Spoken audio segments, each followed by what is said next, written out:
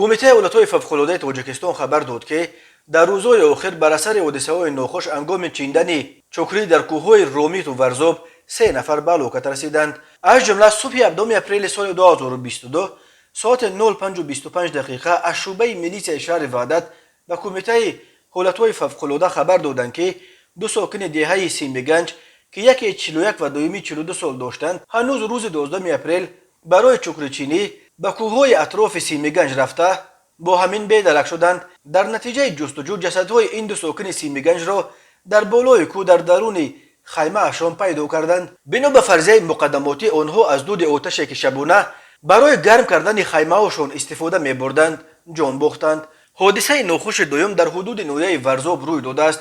ساکن 25 ساله جماعت ورزاب قلعه برای چیندن چوکری به کوه رفته به سبب رعایت نکردن قاعده های بی‌خطری در دره آچوق به جری سرازیر شده به هلاکت رسیده است.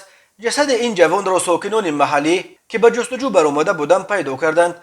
نجات بخشان کمیته اولتای فوق‌العاده با استفاده از تجهیزات کوهنوردی به عمق دره فرآمده جسد را بالا برآوردند. کمیته اولتای فوق‌العاده می نویسد تحلیل حادثه های ناخوشی که سبب مرگ آدمان در کوه می شود نشان می‌دهد که در این حادثه ها از کوه دیده بیشتر خود آدمان عیب دارند. در اکثر اولت‌ها سبب‌های سوبژکتیوی پوره از آدمان وابسته از جمله مناسبت آنها به رعایت قاعده‌های بی‌خطری در کوهستان به فاجعه آورده می‌رساند. کمیته اولت‌های فوق‌العاده بار دیگر از همه خواسته است که از رفتن به کوه‌ها برای چیندن هیزم و چوکری و سیب و زنبروغ و گیاه‌های دیگر همچنین از رفتن به شکار و ماهیداری خودداری کنند و قاعده‌های بی‌خطری و توصیه‌های مقامات را قطعاً رعایت کنند. امنیت جان شما در دست خود شماست. خطاب کرده است کمیته اولتای فوق‌العاده به ساکنان.